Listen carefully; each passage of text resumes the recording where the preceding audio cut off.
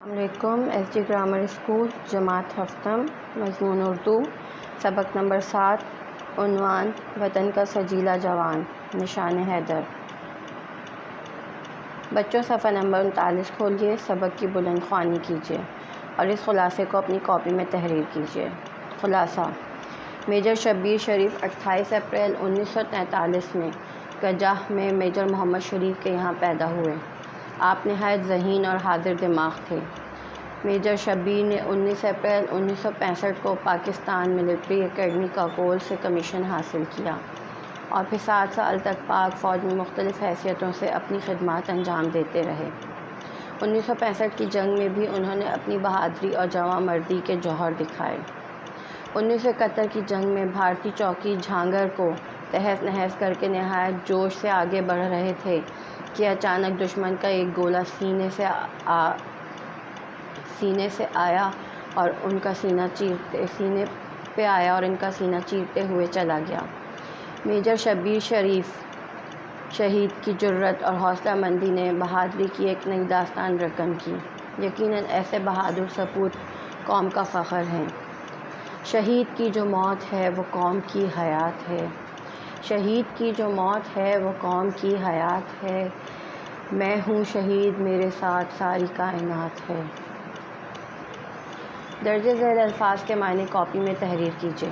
الفاظ: سجیلا جوان، معنی: خوبصورت اور باانقا جوان، برسر پیکار ہونا، جنگ لڑنا، ممتاز، نمایاں، رگوں میں کوٹ کوٹ کر بھرا ہونا، کسی خوبی کا انسان میں بہت زیادہ ہونا، مہم جو، دشوار کام کرنے والا، جنگجو، جنگ لڑنے کے لیے تیار رہنے والا، شکست خوردہ، ہارا ہوا، دیوانہ وار، دیوانوں کی طرح، توپچی، توپ چلانے والا، پرخچے اڑا دینا، ٹکڑے ہواؤں میں اڑا دینا، منہمک، کھویا ہوا، ڈوبا ہوا، جسد خاکی، بے جان جسم، نئی داستان رقم کرنا، نئی روایت ڈالنا، نئی بات پیدا کرنا، بہادر سپوت، بہادر بیٹے۔ سرگرمیاں، سوال جواب۔ سوال نمبر 1، میجر شبیر شریف کی شہادت کے واقعے کو اپنے الفاظ میں تحریر کیجیے۔ جواب: 1971 کی جنگ میں میجر شبیر شہید بھارتی چوکی جھانگھر کو تہس نہس کر کے نہایت بہادری سے اپنی منزل کی جانب بڑھ رہے تھے۔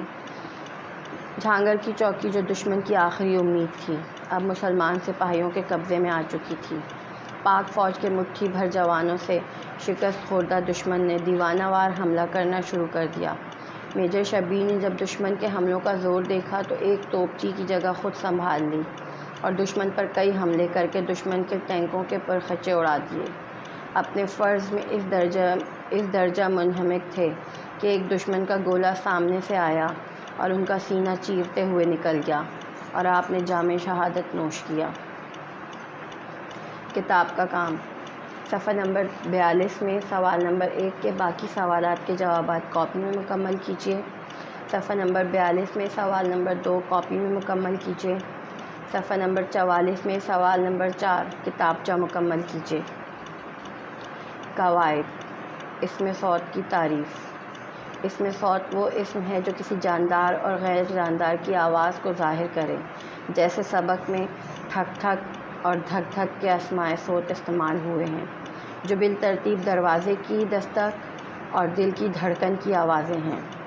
نوٹ: یہ کام اردو کی کاپی میں قواعد کے حصے میں کیا جائے گا۔ قواعد کا کام: صفحہ نمبر 43 میں سوال نمبر 3 کا الف حصہ کاپی میں مکمل کیجیے۔